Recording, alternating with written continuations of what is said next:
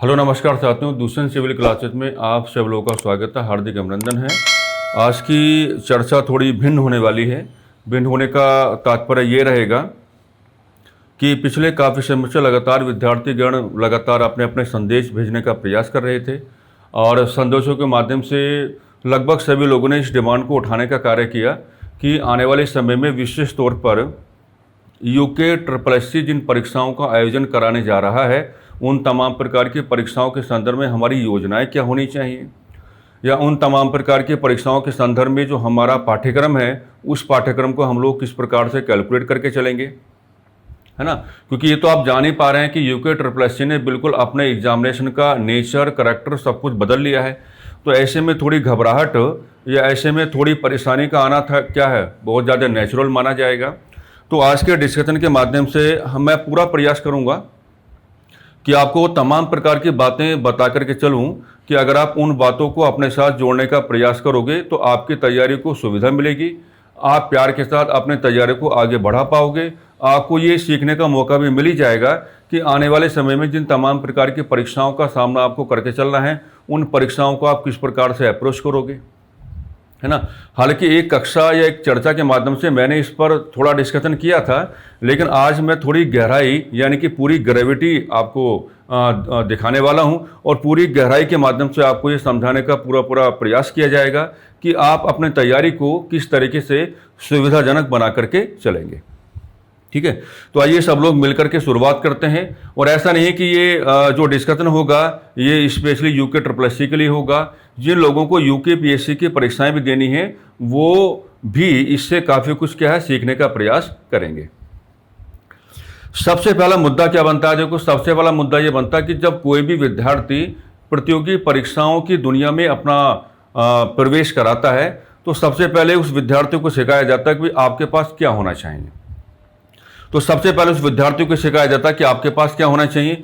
आपके पास एक बुक होनी चाहिए और जिस बुक का नाम क्या होता है, ल्यूसेंट होता है। आपके पास एक बुक होनी चाहिए और जिस बुक का नाम क्या होता है, ल्यूसेंट होता है ना। मामला चाहे यूके PSC का हो या मामला चाहे आपका यूके SSC का हो, ल्यूसेंट जैसी जो आपकी ये बुक है ये हर विद्यार्थी के पास क्या है मिलेगी। मैं आपको इस बुक का रोल क्या है, बात को समझना, इस बुक का रोल क्या है आपकी तैयारी में, या इस बुक का सिग्निफिकेंस यानी कि महत्ता क्या बनेगी आपकी तैयारी में, सबसे पहले आपको वो बताया जाएगा यहाँ पर। ठीक है, तो एक बात समझ लो, जैसे आप तैयारी प्रारंभ करते हैं तो कभी भी ये काम मत करना कि जैसे आपने अपनी तैयारी क्या की, जैसे आपने अपनी तैयारी को प्रारंभ किया तो कभी भी आप ये गलती नहीं करेंगे। कभी भी तैयारी के प्रारंभिक समय में क्या है ल्यूसेंट के साथ अपना जुड़ाव करके नहीं चलेंगे। आपको थोड़ा अजीब लगेगा, आपको क्या लगेगा, आपको थोड़ा अजीब लगेगा, है ना। ल्यूसेंट का रोल क्या रहेगा, ल्यूसेंट का सिग्निफिकेंस क्या रहेगा, इस किताब के माध्यम से आप अपने तैयारी को किस प्रकार से आसान बनाओगे वो मैं अभी आपको बताने वाला हूं। सबसे बड़ी गलतियां हम लोग यही करते हैं। जैसे हम लोग प्रतियोगी परीक्षाओं की दुनिया में अपना प्रवेश कराते हैं, सबसे पहला जुड़ाव हम इस किताब के साथ करके चलते हैं। जुड़ाव करने में कोई समस्या नहीं है, लेकिन हमारी जो कंप्लीट डिपेंडेंसी है वो ल्यूसेंट जैसी किताब पर आ जाती है। ठीक है, इससे नुकसान क्या होता है, इससे नुकसान ये होता है कि आप केवल फैक्चुअल ओरिएंटेड बन जाते हैं। इससे नुकसान क्या होता है कि आप केवल फैक्चुअल ओरिएंटेड बन जाते हैं, यानी कि आप अपनी तैयारी को केवल क्या बना लेते हैं, फैक्चुअल ओरिएंटेड आप बना लेते हैं। इसका नुकसान क्या होता है, नुकसान ये होता है कि आप फिर कभी भी कॉन्सेप्ट नहीं बना पाते, आप कभी भी क्या है कॉन्सेप्ट नहीं बना पाते। यानी कि आपको एक एक लाइन में सारी बातें पढ़ने का आदत बन जाता है। आपका कहीं ना कहीं ये मानना रहता है कि भाई ठीक है हमको केवल फैक्ट देखना है ना। मान लीजिए हमने आपसे कहा कि महाराजा रणजीत सिंह की राजधानी क्या थी, तो आपने बताया लाहौर। आपने क्या बताया, लाहौर बताया। ये फैक्ट आपको ल्यूसेंट जैसे किताब में मिल ही जाएगा। ठीक है, लेकिन अगर आप ये समझने का प्रयास करेंगे कि उन्होंने लाहौर को ही अपनी राजधानी क्यों बनाया, तो जब आप क्यों जोड़ने का प्रयास करेंगे तब जाकर के आपका क्या बनेगा, कॉन्सेप्ट यहां पर बनेगा।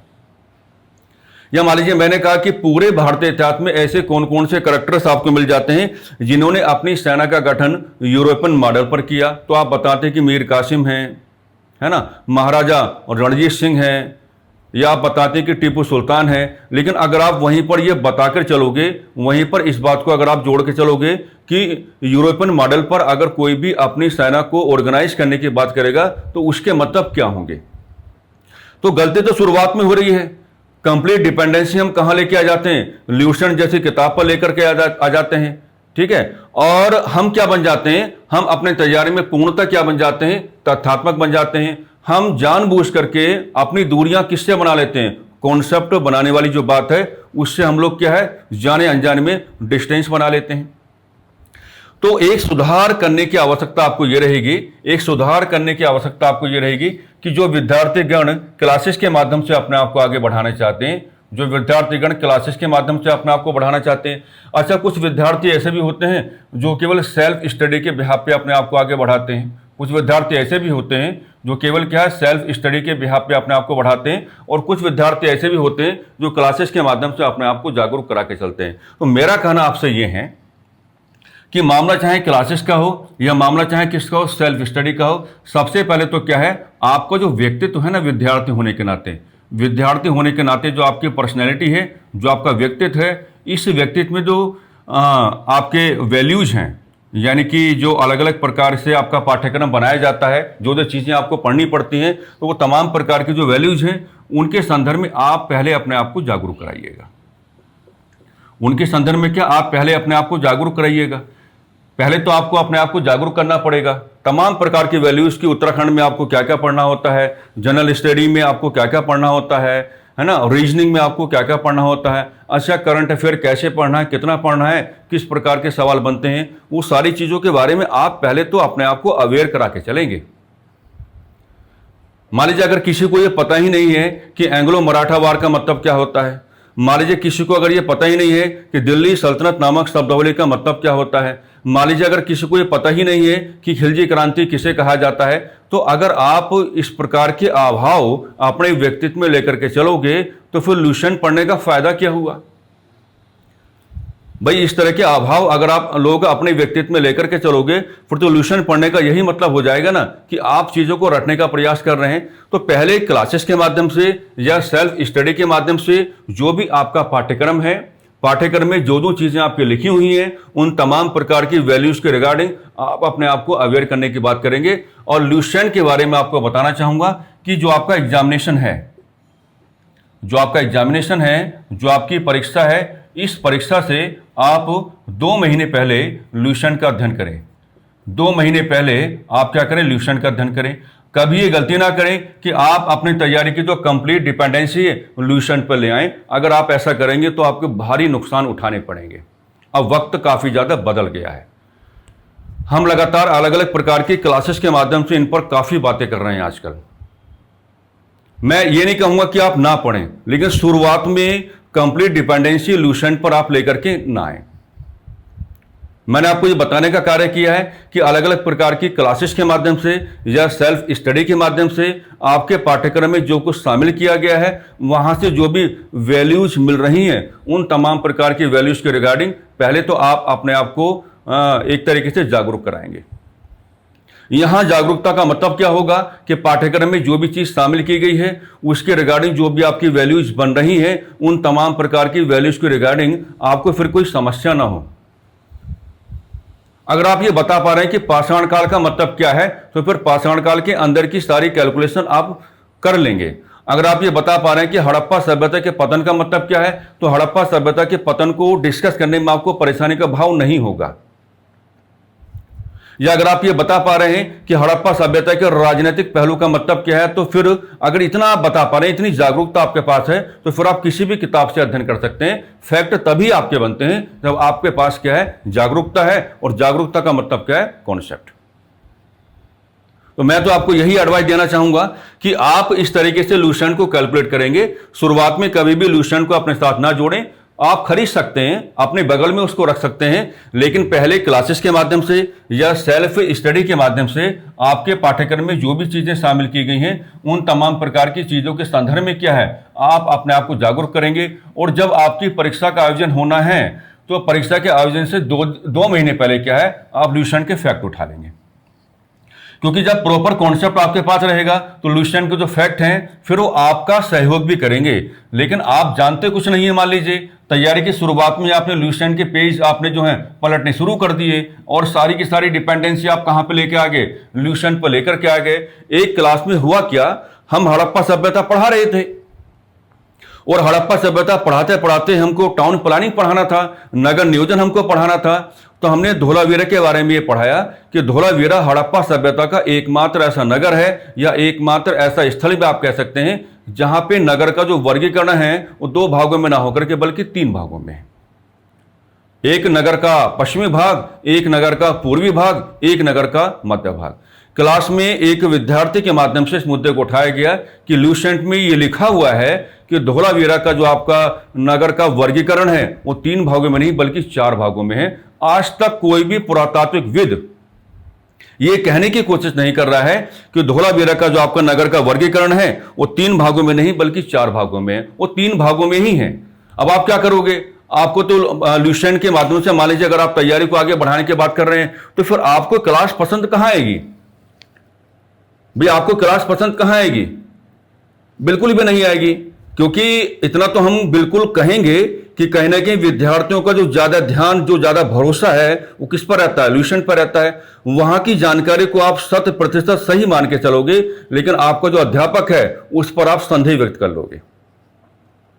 और अगर इस प्रकार की बिखरी हुई जानकारी को आधार बना करके आप अपने अध्यापक पर ही संदेह व्यक्त करके चलोगे तो ना तो कोई कक्षा आपका सहयोग कर पाएगी और ना ही आपका अध्यापक आपका सहयोग कर पाएगा। तो कहते हैं कि तथ्यात्मक जानकारियों में एरर आ सकते हैं, गलतियां हो सकती हैं। उन गलतियों को आप तभी पकड़ पाओगे जब तमाम प्रकार के कॉन्सेप्ट आपके सामने हैं। इस पैटर्न को आजमा के देखना एक बार,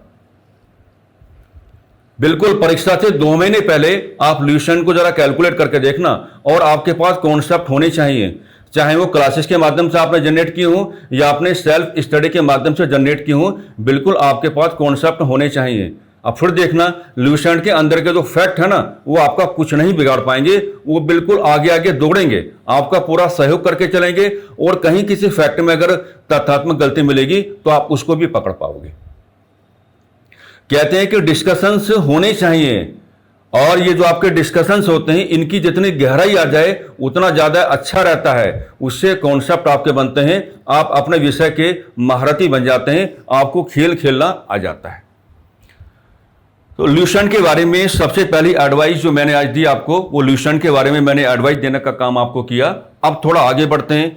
जनरली अगर ये माना जाए कि जो आपका जीएस वाला सेक्शन है, जनरली माना जाए कि जो आपका जीएस वाला सेक्शन है यहां भी आप लोग काफ़ी गलतियां करते होंगे।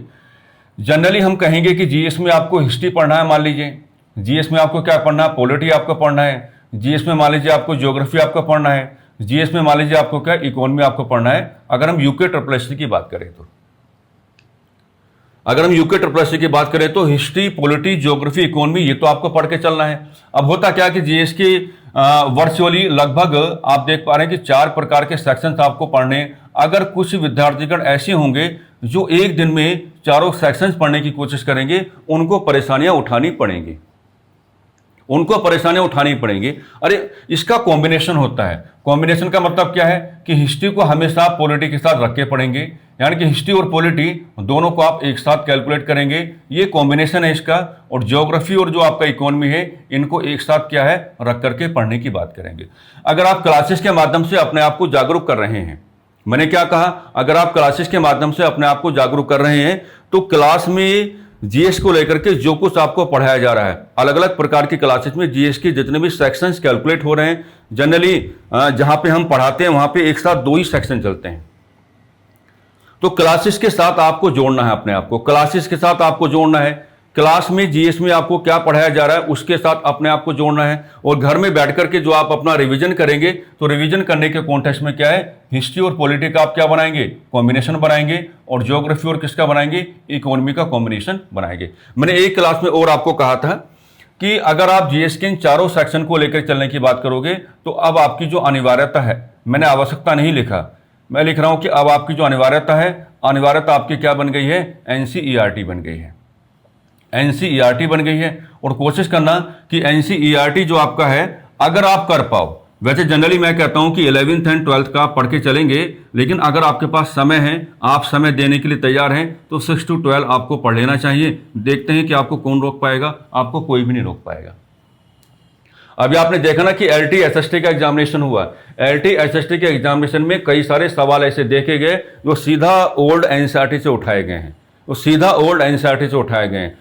किसी भी कमीशन को अगर आप अप्रोच करने की बात करोगे तो NCERT को आप नेगलेक्ट नहीं कर पाओगे। यहां तो आपको कैलकुलेशन करके चलनी पड़ेगी, समय आपको निकालना पड़ेगा। अगर समय आपके पास है तो वेल एंड गुड, और अगर आपके पास समय नहीं तो समय आपको कहने की क्या है, निकालना चाहिए। आपको 6 to 12 की जो NCERT है ये बिल्कुल आपको पढ़ लेना चाहिए। यानी कि GS के मामले में भी आप क्या इस प्रकार से अपने आप को जागरूक करके चलेंगे और वही पैटर्न आप अपनाएंगे कि आपका जो परीक्षा का आयोजन है उससे 2 महीने पहले फिर ल्यूसेंट को आप क्या करेंगे, देख लेंगे एक बार। फिर ल्यूसेंट को पढ़ने में, उसको समझने में आपको समस्याएं नहीं आएंगी, आपको नाना प्रकार की चुनौतियों का सामना नहीं करना पड़ेगा। मैं है ना, 2 चीजें मैं बता रहा हूं। देखिए, पहले तो कॉम्बिनेशंस बनाना सीखो। हिस्ट्री पॉलिटी दोनों को एक साथ लेकर के चलेंगे, ज्योग्राफी इकोनॉमी को दोनों को एक साथ लेकर के चलेंगे। हिस्ट्री पॉलिटी हमेशा साथ साथ पढ़े जाते हैं, ज्योग्राफी और इकोनॉमी हमेशा साथ साथ पढ़े जाते हैं। 6 to 12 का आपको NCERT कैलकुलेट कर लेना है, और ये सारा काम करने के बाद फिर आप जा सकते हैं कहां, ल्यूसेंट की ओर। फिर आप जा सकते हैं कहां जा सकते हैं, ल्यूसेंट की ओर आप जा सकते हैं। तो ये पैटर्न आपको यहां अपना करके चलने की आवश्यकता रहेगी। देखो, मैं हमेशा कहता हूं कि एक दिन में आप बहुत कुछ नहीं कर सकते। तैयारी में जितना आप ग्रेजुअल है ना डेवलपमेंट लेकर के चलेंगे उतना ही क्या माना जाएगा, वो स्थायी भी माना जाएगा। और कभी भी अपने आप को ना, अपना मोरल कभी खुद से डाउन मत किया करो। एक दिन में तमाम प्रकार की योजनाएं मत बनाओ। अगर आप एक दिन में तमाम प्रकार की योजनाएं बनाओगे तो फिर आपको परेशानियों का सामना करना पड़ेगा। उसका भी इलाज है आज मेरे पास, मैं कुछ आपको सिखाने वाला हूं, कुछ आपको बताने वाला हूं। हालांकि आप जानते हैं कि उत्तराखंड हम आपको नहीं पढ़ाते हैं, लेकिन उत्तराखंड में जो भी अध्यापकगण आपको पढ़ाते हैं, मेरा मानना यह है कि आप जनरली उत्तराखंड जो आपका है उसके सेक्शंस तो आप जानते ही होंगे। सबसे पहले इसके क्या बनाओ, सेक्शंस आप बनाओ। सबसे पहले क्या बनाओ, सेक्शंस आप बनाओ, है ना। सेक्शन जैसे आप बनाओगे तो आपका जो उत्तराखंड में अध्ययन हो जाएगा, आपका जो उत्तराखंड में अध्ययन हो जाएगा, वो अध्ययन अपने आप में ही क्या हो जाएगा, व्यवस्थित बन जाएगा। वो अध्ययन अपने आप में क्या बन जाएगा साथियों, व्यवस्थित बन जाएगा, बिल्कुल व्यवस्थित बनेगा। जैसे मान लीजिए मैंने क्या कहा कि यूके का आपको क्या बनाना है। नंबर 1 पे मान लीजिए अगर आप यूके का क्या बनाते हैं, पॉलिटिकल एस्पेक्ट बनाते हैं। यूके का आप क्या बनाते हैं, पॉलिटिकल एस्पेक्ट बनाते हैं। तो पॉलिटिकल एस्पेक्ट में आप खुद समझाओ ना अपने आप को कि आपको क्या क्या पढ़ना है। पॉलिटिकल एस्पेक्ट में आप देखेंगे कि आपको राजनीतिक वंशों का अध्ययन करना होता है, आपको राजनीतिक वंशों का आपको अध्ययन करना होता है ना। और राजनीतिक वंश आपको कैलकुलेट करने हैं। अच्छा, जब राजनीतिक वंश आ जाते हैं तो फिर प्रशासन भी आपको जोड़ के चलना पड़ता है। आजकल प्रशासन से ठीक ठाक मात्रा में सवाल पूछे जाते हैं, भारतीय इतिहास से भी। साथ ही साथ ये काम करेंगे कि जो आपके राजनीतिक वंश हैं उनके प्रशासन को आप देखेंगे, उनका लिटरेचर भी आपको मिलेगा, उनका साहित्य भी आपको मिलेगा जो राजनीति पर क्या होगा, आधारित होगा। और उनका आर्किटेक्चर यानी कि जो आपका स्थापत्य है, स्थापत्य भी आपको क्या है, मिल जाएगा।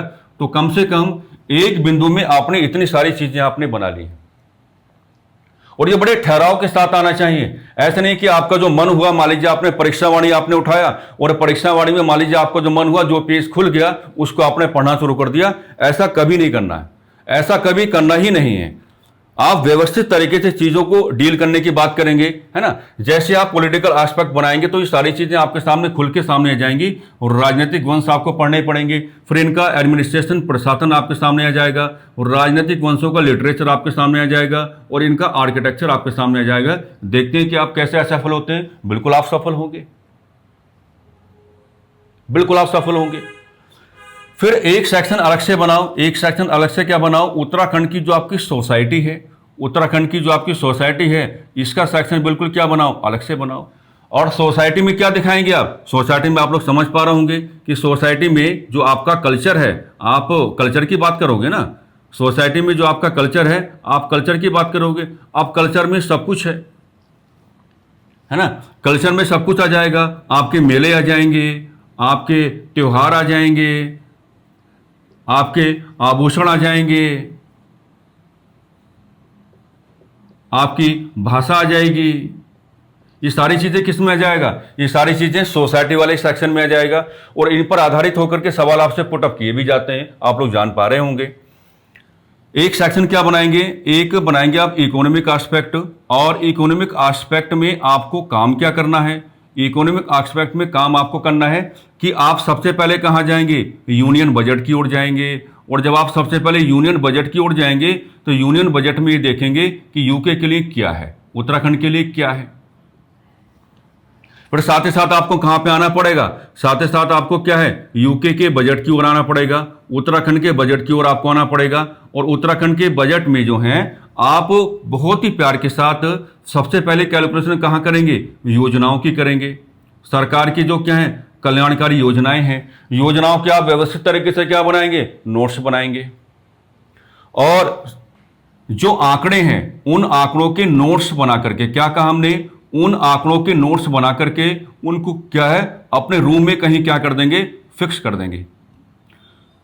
अपने रूम में क्या कर देंगे, कहीं पर फिक्स कर देंगे। क्योंकि आंकड़े एक या दो दिन में आपके नहीं होते, आंकड़ों को लगातार ऑब्जर्व करना पड़ता है। और लगातार ऑब्जर्व करने का जो वेरी साइंटिफिक वे वो यही है कि आपने आंकड़े पेपर पे नोट डाउन किए और पेपर पर नोट डाउन करके आपने रूम में कहीं उनको क्या है फिक्स कर दिया, चिपका दिया। जब भी आपको समय मिले आप केवल उनको ऑब्जर्व करते रहो। जितना आप उनको ऑब्जर्व करने की बात करोगे आंकड़े अपने आप ही क्या है आपकी गिरफ्त में आने लगेंगे। तो यहां मोरल कई बार बड़ा डाउन हो जाता है, अरे मैंने तो याद किया था, मैं भूल गया या मैं भूल गई। तो मैं भूल गया, मैं भूल गई, ऐसा तब होता है जब आप इनके साथ जबरदस्ती करने की कोशिश करोगे। जबरदस्ती नहीं करनी है, आपको क्या है इनको नोट डाउन करके क्या है कहीं रूम में आपको इनको क्या फिक्स कर देना है। तो यूनियन बजट में उत्तराखंड के लिए क्या प्रावधान है वो आपको देख लेना है। और उत्तराखंड के बजट में जो तमाम प्रकार की योजनाएं हैं, योजनाएं कल्याणकारी योजनाएं जो आपकी हैं और जो आपके आंकड़े हैं, उन आंकड़ों को आप क्या है अपने रूम में क्या कर देंगे, फिक्स कर देंगे बढ़िया तरीके से। नंबर 4 पे आप जानते हैं कि आपको कौन सा एस्पेक्ट बनाना पड़ेगा, आपको ज्योग्राफिकल एस्पेक्ट लेकर के चलना पड़ेगा। और ज्योग्राफिकल एस्पेक्ट में हमको लगता है कि आपका बड़ा ध्यान कहां पे आ जाना चाहिए, बड़ा ध्यान आपका इस ओर आ जाना चाहिए कि अगर कोई राज्य पहाड़ी राज्य है तो पहाड़ी राज्य होने के नाते जो भी आपकी ज्योग्राफिकल कंडीशन बनती हैं, जो भी आपकी ज्योग्राफिकल कंडीशन बनती हैं वो सब कुछ आपके ग्रिप में आ जानी चाहिए, है ना। आप समझ पा रहे होंगे कि यहाँ आपको क्या क्या लेकर के चलना है। और ये सारी चीजें एक साथ नहीं करना है, लगभग में 4 प्रकार के सेक्शंस आप बनाएंगे और 4 प्रकार के सेक्शन जो हैं एक साथ कभी इनको लेकर के नहीं चलेंगे। तरीका यहाँ भी वही होगा कि पॉलिटिकल एस्पेक्ट को आप हमेशा किसके साथ जोड़ेंगे, सोसाइटी के साथ जोड़ेंगे। इन दोनों को एक साथ रख के आप पढ़ेंगे। और जो आपका इकोनॉमिक एस्पेक्ट होगा उसको कहाँ किसके साथ जोड़ेंगे, ज्योग्राफिकल एस्पेक्ट के साथ जोड़ेंगे। इन दोनों को एक साथ रख करके पढ़ेंगे, उत्तराखंड आपकी गिरफ्त में आ जाएगा, है ना, उत्तराखंड आपकी गिरफ्त में आ जाएगा। बाकी जो आपके अध्यापक गण हैं, है ना, वो आपकी मदद कर ही रहे होंगे, वो आपकी हेल्प कर ही रहे होंगे, इसमें कोई समस्या बिल्कुल भी नहीं होनी चाहिए, ठीक है। तो देखो चीज़ों को बिल्कुल बांट करके प्यार से किसका कितना महत्व है, कहाँ से कितना सवाल पूछा जाता है, ये सब कुछ आपकी गिरफ्त में होना चाहिए। और अब उत्तराखंड में भी वही पैटर्न अपनाओ जो पैटर्न एलटी के एग्जामिनेशन में पुटअप किया गया था। यानी कि सवालों को इस प्रकार से अटेम्प्ट करना है, सवालों को इस प्रकार से बनाना है कि आपका भाव कैसा हो जाए, आपका भाव ऐसा हो जाए कि निम्न कथनों पर विचार करो।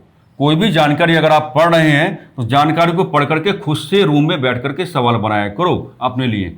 और सवाल बनाया करो तो सवाल बनाने की आदत अगर आ जाएगी तो फिर चीज़ें अपने आप ही आपकी गिरफ्त में आनी लगेंगी, ठीक है।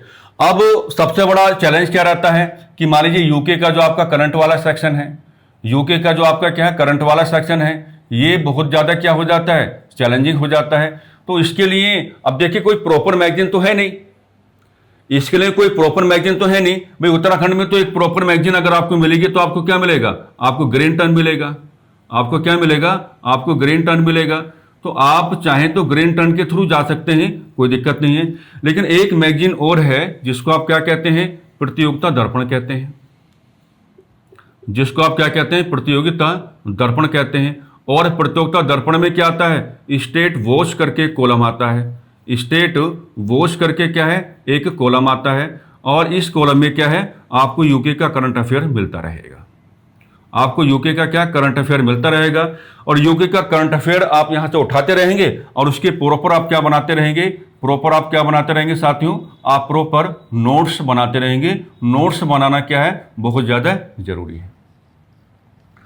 हम मानते हैं कि आपका जो एग्जामिनेशन होता है उसमें रीजनिंग का बहुत ज़्यादा वेटेज तो नहीं है, उसमें रीजनिंग का क्या है, बहुत ज़्यादा वेटेज तो नहीं है, लेकिन रीजनिंग के सवाल आपको परेशान नहीं करने चाहिए, क्योंकि रीजनिंग में क्या है, रीजनिंग में है साइकोलॉजिकल गेम। आपका माइंड कैसे चल रहा है, आप अपने माइंड को किस प्रकार से कैलकुलेट करा पा रहे हो। देखो रीजनिंग का अपना कोई नियम थोड़ी ना है, 2 घटा दो 3 माइनस कर दो। रीजनिंग का मैथमेटिक्स वाला कोई रूल नहीं है। और मैं तो कहता हूं कि रीजनिंग खुद से सीखने की एक विषय वस्तु बन जाती है। जितना आप अपने माइंड को कैलकुलेट करा के चलोगे, है ना, एक बार बाद थोड़ा पैटर्न आपको आ जाना चाहिए। मान लीजिए कोडिंग डिकोडिंग में आपको किस प्रकार के पैटर्न्स आपको फॉलो करने होते हैं, तो कोडिंग डिकोडिंग से अगर कोई भी सवाल बनता है तो सवाल को ऑब्जर्व करने के बाद आप तुरंत अपने आप को ये समझाएं कि इसमें कौन से पैटर्न को फॉलो किया गया है, ताकि आप अपने क्वेश्चन को जो अप्रोच करेंगे तो स्टार्टिंग में ही जो आपकी अप्रोच हो जाए वो बिल्कुल पॉजिटिव हो जाए, है ना।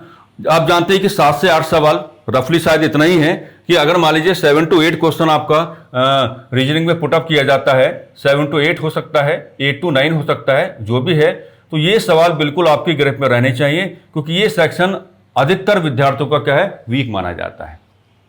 तो अगर आप वाकई विद्यार्थियों को इस रेस में, इस दौड़ में अगर आप पीछे करना चाहते हैं तो आपको ये पैटर्न अपनाने की आवश्यकता है, क्योंकि आप जानते होंगे, जान पा रहे होंगे, क्योंकि रीजनिंग वाले सेक्शन में हर विद्यार्थी अच्छा स्कोर नहीं कर पा रहा है, और ये विद्यार्थियों की क्या है, एक सामूहिक समस्या बनी हुई है, सामूहिक कमजोरी बनी हुई है। अगर आप इस दौड़ में अपने आप को आगे करना चाहते हैं तो बाकी विद्यार्थियों को वहीं पर हराओ जो बाकी विद्यार्थियों का क्या है, कमजोर सेक्शन है, इसको मजबूत करो। आप क्लासेस में आते होंगे तो क्लासेस में जो भी अध्यापकगण आपको रीजनिंग पढ़ाने का काम करते हैं तो बिल्कुल उनके साथ आप जुड़ के काम कीजिएगा, और इस सेक्शन को आप बहुत अच्छा बनाइएगा, अपनी ताकत बना लो, क्योंकि यही बाकी की क्या है, कमजोरी है। तो बाकी लोगों की जो कमजोरी है अगर वही आपकी ताकत बन जाएगी तो ये तो फिर क्या हो जाएगा, सोने पे सुहागा। इससे अच्छी तो खैर क्या कोई बात नहीं हो पाएगी, है ना। अब देखो, हालांकि मैंने आज तक, आप जान पा रहे होंगे कि किसी भी क्लास में मैंने आज तक कोई टाइम टेबल नहीं बताया है, क्योंकि मैं मानता हूं कि हर विद्यार्थी की अपनी इंडिविजुअल स्ट्रेंथ होती है और हर विद्यार्थी अपनी इंडिविजुअल स्ट्रेंथ का प्रयोग करता है, यूज करता है, ओके, और उसके हिसाब से क्या है, वो अपनी तैयारी को आगे बढ़ाने का काम करता है। लेकिन आज कुछ है मेरे पास आपके लिए। आप जैसे सुबह उठते होंगे तो एवरीडे, यानी कि प्रत्येक दिन आपको कुछ काम करना है। एवरीडे, प्रत्येक दिन क्या है, आपको कुछ काम करना है, और ये जो काम आपको करना है ये बिल्कुल मॉर्निंग में हो जाना चाहिए। ये जो काम आपको करना है ये क्या है, बिल्कुल मॉर्निंग में हो जाना चाहिए, ओके। मॉर्निंग में क्या हो जाना चाहिए, ठीक है। आप 2-3 दिन समोसे मत खाना, ठीक है। आप क्या करेंगे, 2-3 दिन समोसे नहीं खाएंगे, पैसे बचाएंगे, और क्या परचेस करेंगे, आप एक डायरी परचेस करेंगे। आप क्या करेंगे, आप एक डायरी परचेस करेंगे। रफली हम क्या देख रहे हैं कि आपको क्या क्या पढ़ना होता है। आपको हिंदी भी पढ़ना होता है। अब हिंदी पे मैं क्या बात करूंगा, आप समझ पा रहे होंगे। आपको यूके भी पढ़ना होता है, ओके। आपको जीएस भी पढ़ना होता है, जीएस में प्लस हम करंट अफेयर भी जोड़ लेते हैं, ओके। एंड आपको क्या है, रीजनिंग भी आपको पढ़ना होता है। आपको क्या है, रीजनिंग भी पढ़ना होता है। तो एवरीडे के हिसाब से आप हिंदी से कुछ बाहर निकालेंगे, एक प्लान हिंदी को देंगे। एवरीडे के हिसाब से एक प्लान किसको देंगे, यूके को देंगे। एवरीडे के हिसाब से क्या है, एक प्लान किसको देंगे, जीएस को देंगे। और जीएस में 2 प्लान दो, प्लान 1 और प्लान 2, जो कॉम्बिनेशन मैंने आपको बताया है। अगर कॉम्बिनेशन आपने हिस्ट्री पॉलिटी का बनाया है फिलहाल अभी, तो एक प्लान हिस्ट्री को देंगे, एक प्लान किसको देंगे, पॉलिटी को देंगे। और अगर आपने कॉम्बिनेशन ज्योग्राफी और इकोनॉमी का बनाया है तो एक प्लान किसको देंगे, ज्योग्राफी को देंगे, और एक प्लान किसको देंगे, इकोनॉमी को देंगे। तो जीएस के आपके 2 प्लान हो रहे हैं, है ना। करंट अफेयर के लिए तो फिर आप समझ पा रहे होंगे, चलो एक काम कर लेते हैं, 3 प्लान दे देते हैं हल्के हल्के, है ना। Plan number 1, plan number 2 and plan number 3। Current affair में बहुत ज़्यादा समय आपको देने की आवश्यकता नहीं है, थोड़ा समय दे देंगे। तो जीएस का एक सेक्शन, जीएस का एक सेक्शन और करंट अफेयर वाला सेक्शन यहीं पे हमने जोड़ लिया। तो यहाँ पे आपको 3 प्लान लेकर चलेंगे और रीजनिंग को आप क्या देंगे, केवल 1 प्लान आप दे करके चलेंगे। और ये सारे के सारे जो प्लान है आप डेली के हिसाब से क्या है अपनी डायरी में नोट करेंगे मॉर्निंग में, अपनी डायरी में नोट करेंगे क्या, मॉर्निंग में। अब इन प्लानों को बनाने का तरीका क्या है, बनाने का तरीका ये हो जाएगा कि अगर आप मान लीजिए सेल्फ स्टडी के मोड पे जा रहे हैं तो चुनाव आपने करना है।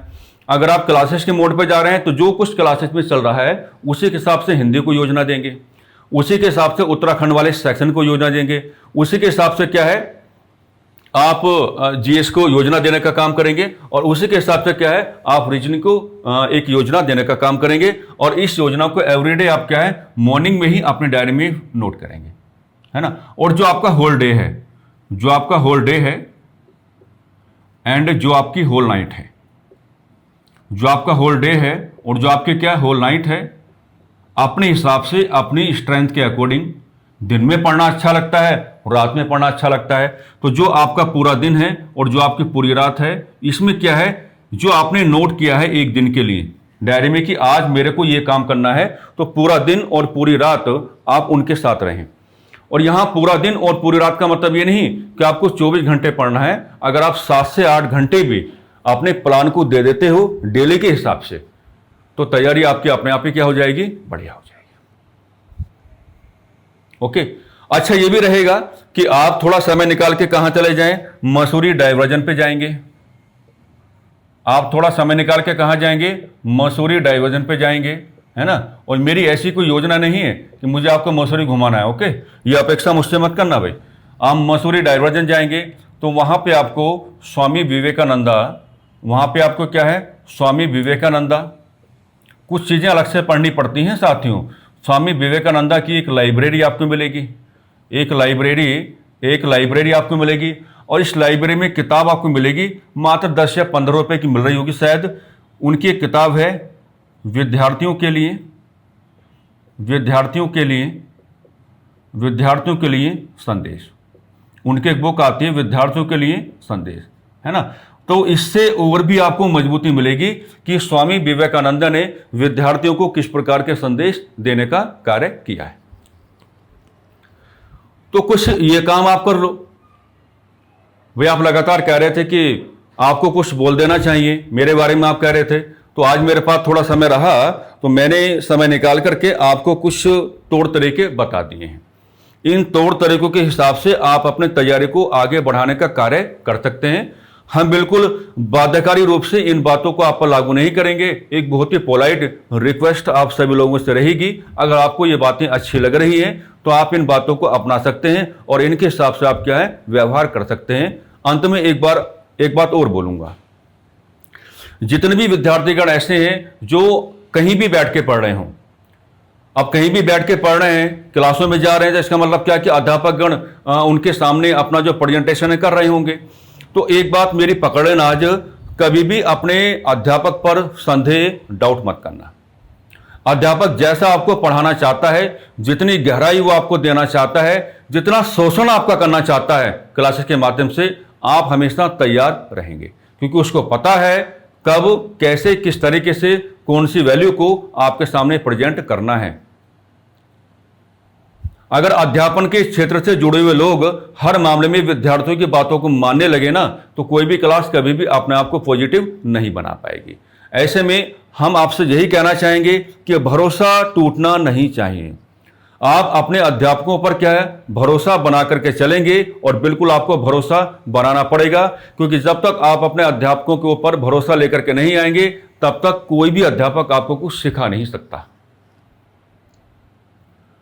अगर आप क्लास से बेनिफिट लेना चाहते हैं तो आपको अपने अध्यापक पर क्या है एक मजबूत भरोसा व्यक्त करके चलना पड़ेगा। यह आपको मेरे हिसाब से क्या है कर लेना चाहिए। ऐसा करने में कोई समस्या का भाव नहीं है। हमने पहले भी एक क्लास में ये बात बोली थी कि जो भी आप टेस्ट पेपर लगा रहे हैं, जो भी आप प्रैक्टिस सेट कर रहे हैं, जहां भी आप कर रहे हैं, वहां जाकर के आप लोगों को बोल दीजिएगा कि भाई हमको उसी पैटर्न पर पेपर चाहिए, छुपाना मत। और ये आनंद की स्थिति में आने का कोई मतलब भी नहीं होगा। इस सच्चाई को एक्सेप्ट करके चलो कि पैटर्न बदल चुका है। अपने आप को आसानी देने के उद्देश्य से एक एक लाइन वाले सवालों को अटेम्प्ट आप करना छोड़ दो। जहां कहीं भी बैठ करके आप प्रैक्टिस सेट कर रहे हैं, ठीक है, वहां जाकर के साफ साफ लोगों को बोल दो कि हमें उस पैटर्न पर आप पेपर बना के देंगे जिस पैटर्न पर यूके SSSC स्पेशली फुलाला भी अपनी बातें कर रहा है। तो इनमें से जो जो बातें आपको अच्छी लगे उन बातों के अकॉर्डिंग आप अपने तैयारी को एक नई दिशा और एक सकारात्मक रूप दे सकते हैं, ठीक है। और मान लीजिए मैं वही कहूंगा आपसे, किसी भी मुद्दे को लेकर के आपको कोई परेशानी रहती है ना, तो आप कमेंट बॉक्स में उसको लिख सकते हैं, है ना। हमारे पास जैसे भी समय रहेगा उस हिसाब से हम किसी कक्षा के माध्यम से या किसी डिस्कशन के माध्यम से, जैसा आज हमने किया, उस हिसाब से हम आपको गाइडेंस क्या है देते रहेंगे। वो तो आपका अधिकार है भाई, हम अपने लिए थोड़ी ना काम कर रहे हैं, हम अपने लिए काम नहीं कर रहे हैं, हम तो आपके लिए काम कर रहे हैं। और अगर हम आपके लिए काम कर रहे हैं, हो सकता है कि मुझे थोड़ा समय लग जाए क्योंकि मैं क्लासेस में काफी एंगेज रहता हूं, लेकिन मैं आपका पूरा कोऑपरेशन कर रहा हूं, सारा काम आपके लिए है। इस बोर्ड पर लिखा गया एक एक शब्द आपके लिए है और यह केवल मानवता के नाते है। हमको लगता है कि आपके बीच में हमको हमेशा अपने आप को रखना चाहिए, इस नाते पूरी कोशिश करते हैं कि हर कक्षा, हर क्लास के माध्यम से कोई अच्छी बात, कोई नई बात आपके सामने रख दी जाए। बेवजह अपने आप को कमजोर करने की कोई आवश्यकता है नहीं। मैंने पहले भी कई बार समझाया होगा, ताकत है विद्यार्थी की, विद्यार्थी होने के नाते आपकी ताकत है। और देख लो, आप ये नहीं कह सकते, मैंने आज तक कभी ये नहीं कहा होगा कि आपको 15-16 घंटे पढ़ना है। मैं घंटे हमेशा कम बता के चलता हूं, क्योंकि 15, 16, 17, 18 घंटे पढ़ने में कोई ऐसी गारंटी आपको नहीं मिलेगी, कोई ऐसी वारंटी आपको नहीं मिलेगी कि जो आप ये कह पाए कि आपका सिलेक्शन हो ही जाएगा। सिलेक्शन होता है व्यवस्थित तैयारी से, सिलेक्शन होता है क्रमबद्ध तैयारी से, सिलेक्शन होता है ठहराव लाने से, सिलेक्शन होता है जल्दबाजी ना करने से, सिलेक्शन होता है क्लास पर भरोसा व्यक्त करने से, सिलेक्शन होता है किताबों को अपना दोस्त मानने से, सिलेक्शन होता है अध्यापक को अपना परम मित्र मानने से। आप अध्यापक को परम मित्र मानो, बिल्कुल, इन सब बातों से सिलेक्शन होता है। आप किसी भी विद्यार्थी को उठा के देख लो, अगर कोई भी सफल विद्यार्थी आपको यह कहते हुए मिल जाए कि मैंने कभी किसी का सहयोग प्राप्त नहीं किया, हर विद्यार्थी ने किसी ना किसी का सहयोग प्राप्त किया होगा। तो इन सब बातों के आधार पर आप अपनी तैयारी को एक सकारात्मक दिशा देने का प्रयास करेंगे। इसमें अगर आप कोई नया बिंदु जुड़वाना चाहते हैं, कोई नई शंका, संदेह, परेशानी अगर आपके पास है, तो आप कमेंट बॉक्स में लिख करके हमको जागरूक करेंगे। हम उस पर एक सेपरेट वीडियो आपको दे देंगे, क्योंकि हमने अभी अभी आपको बोला ये सब कुछ आपके लिए है। आप परेशान नहीं होने चाहिए, आपको परेशानियां नहीं घेरेंगी, बिल्कुल नहीं घेरेंगी। कुछ ये योजनाएं आज हमने आपके सामने रखी हैं, कुछ नई प्रकार की योजनाएं और भी आपके सामने रख देंगे, ताकि आपकी तैयारी को क्या है एक रेगुलरिटी मिल जाए, आपके तैयारी को क्या है एक कन्वीनियंस मिल जाए, आपके तैयारी को क्या है एक आसानी मिल जाए। बस इन्हीं सकारात्मक शब्दावलियों के साथ हमें डिस्कशन को थोड़ा विराम देना चाहेंगे। लाभान्वित होना, बातों को समझना और प्यार से बातों को समझ के उनको ऑब्जर्व करना और उसी हिसाब से योजनाएं बनाना।